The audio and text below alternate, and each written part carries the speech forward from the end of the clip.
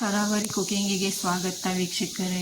ಇವತ್ತಿನ ಕೊಡಗಿನಲ್ಲಿ ಮಾಡುವಂತಹ ಬ್ರೇಕ್ಫಾಸ್ಟ್ ರೆಸಿಪಿಯನ್ನು ತೋರಿಸ್ತಾ ಇದ್ದೇನೆ. ಇದು ಮಾಮೂಲು ರೈಸ್, ನಾವು ಊಟಕ್ಕೆ ತಗೊಳ್ತೀವಲ್ಲ ಅದೇ ರೈಸ್. ಇದನ್ನು ಚೆನ್ನಾಗಿ ತೊಳೆದು ಬಿಸಿಲಲ್ಲಿ ಆರಿಸ್ಬೇಕು, ಇಲ್ಲ ನೆರಳಲ್ಲಾದರೂ ಆರಿಸ್ಬೋದು. ಈ ಥರ ಕರಿ ಮಾಡಿ ಇಟ್ಕೋಬೇಕು. ಮಿಕ್ಸಿಗೆ ಹಾಕಿ ದಪ್ಪ ದಪ್ಪವಾಗಿ ಪುಡಿ ಮಾಡ್ಕೊಳ್ಳಿ. ಸಣ್ಣದಾಗಿ ನೈಸಾಗಿ ಪುಡಿ ಮಾಡೋಕ್ಕೆ ಹೋಗ್ಬೇಡಿ. 1:2 ಕಪ್ಪಲ್ಲಿ ನಾನು ನೀರು ಹಾಕ್ಕೊಳ್ತಾ ಇದ್ದೇನೆ.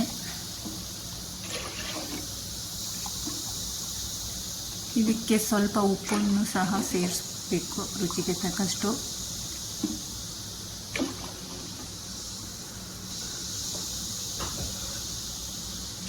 ಚೆನ್ನಾಗಿ ಬಿಸಿ ಆಗಬೇಕು, ಕುದಿಬೇಕು.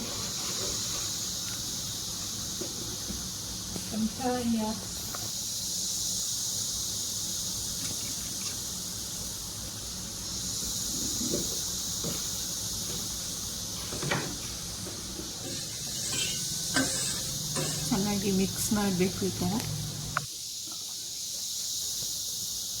ಕುದಿ ಬಂದ ನಂತರ ಈ ಅಕ್ಕಿ ಕರಿಯನ್ನು ಇದರ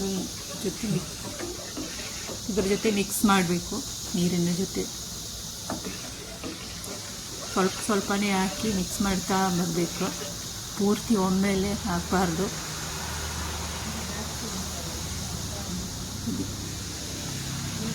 ಪೂರ್ತಿ ಒಮ್ಮೆಲೆ ಹಾಕಿದರೆ ಗಂಟುಗಳ ಸಾಧ್ಯತೆಯೂ ಜಾಸ್ತಿ ಇದೆ. ಅದಕ್ಕೆ ಸ್ವಲ್ಪ ಸ್ವಲ್ಪ ಹಾಕಿ ಮಿಕ್ಸ್ ಮಾಡಿ. ತಳ ಹಿಡಿಯುವ ಸಾಧ್ಯತೆಯೂ ಇದೆ, ಕೈ ಆಡಿಸಿ ಇರಬೇಕು.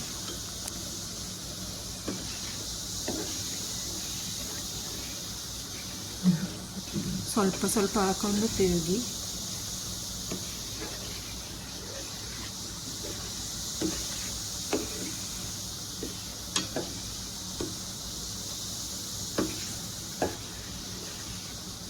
ಈ ಥರ ಮಿಕ್ಸ್ ಮಾಡ್ತಾ ಇರಬೇಕು.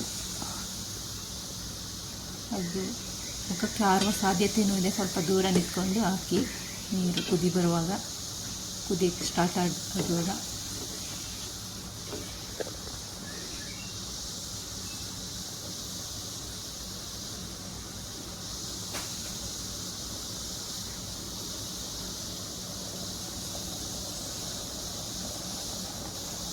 ಕುದಿ ಬರುತ್ತೆ ಬಂದಂಗೆ ಸ್ವಲ್ಪ ಸ್ವಲ್ಪ ಈ ತರಿಯನ್ನು ಮಿಕ್ಸ್ ಮಾಡಿ ನೀಟಾಗಿ ಒಂದು ಮುಚ್ಚಳವನ್ನು ಮುಚ್ಚಿ ಒಂದು 5 ನಿಮಿಷ ಬೇಯಿಸ್ಬಿಡಿ. ಹಾಗೆಯೇ ಲೋ ಫ್ಲೇಮಲ್ಲಿ ಬೇಡ, ಹೈ ಫ್ಲೇಮಲ್ಲಿ ಬೇಡ, ಲೋ ಫ್ಲೇಮಲ್ಲಿ ಇಟ್ಕೊಳ್ಳಿ. ಈ ಥರ ಮುಚ್ಚಳ ಮುಚ್ಚಿ ಇಡಿ.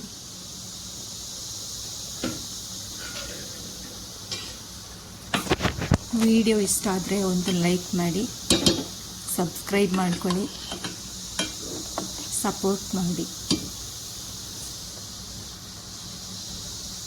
2 ಚಮಚದಷ್ಟು ನಾನು ಕುಕ್ಕಿಂಗ್ ಆಯಿಲನ್ನು ಹಾಕ್ತಿದ್ದೇನೆ. ನೀವು ಬೇಕಾದರೆ ತುಪ್ಪ ಹಾಕ್ಬೋದು, ಬೆಣ್ಣೆನೂ ಸಹ ಹಾಕಿ ಮಿಕ್ಸ್ ಮಾಡ್ಬೋದು.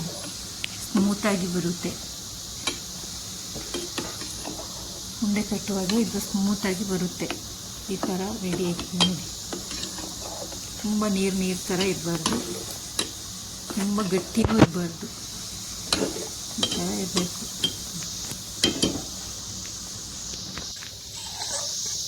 ಫೈನಲಿ ಈ ಥರ ರೆಡಿ ಆಯಿತು ನೋಡಿ.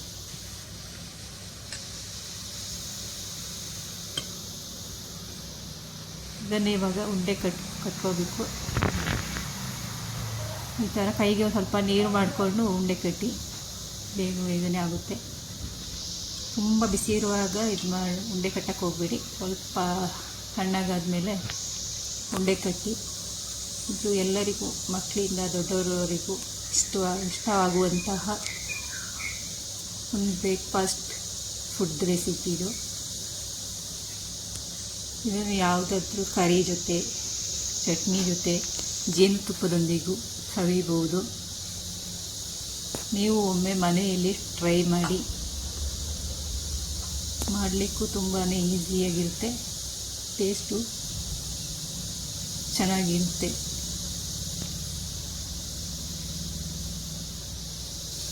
ಇದು ಹಬೆಯಲ್ಲಿ ಬೇಯಿಸುವಂತಹ ಫುಡ್. ಒಂದು ರೆಸಿಪಿಯಾಗಿರುತ್ತೆ. ಇದಕ್ಕೆ ನಾನು ಬಾಳೆ ಎಲೆ ಹಾಕ್ಕೊಂಡಿದ್ದೀನಿ. ಇದ್ರ ಮೇಲೆ ಒಂದೊಂದಾಗಿ ಹಾಕಿ ಪೂರ್ತಿ ಒಮ್ಮೆಲೆ ಹಾಕಿದರೆ ಇದು ಮುದ್ದೆ ಥರ ಆಗುತ್ತೆ. ಬಿಡಿ ಬಿಡಿಯಾಗಿ ಹಾಕಿ ಬೇಯಿಸ್ಕೊಳ್ಳಿ.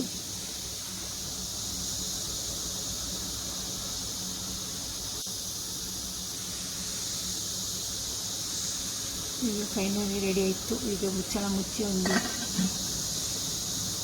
15 ಮಿನಿಟ್ಸ್ ಬೇಯಿಸ್ಕೋಬೇಕು.